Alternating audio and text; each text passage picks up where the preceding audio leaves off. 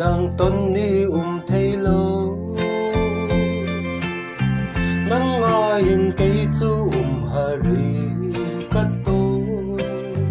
anh lâu in niềm thấy lâu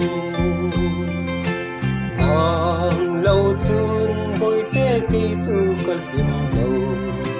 in rung nghe mố vui khăn tình sang tay lâu vai pa na sáng cất tiếng lâu ban na voi khát tê tờ nắng thôn tuần cả đu chú tin cây lung ổi ác kiếm tin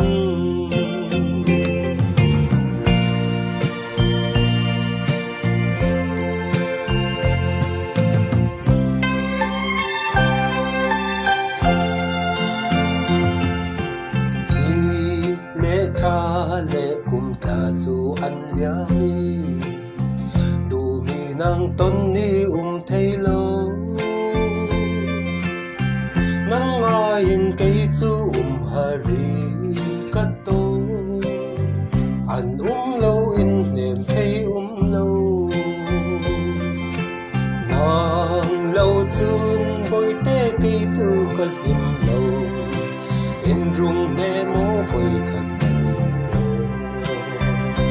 sang trái lâu vai pa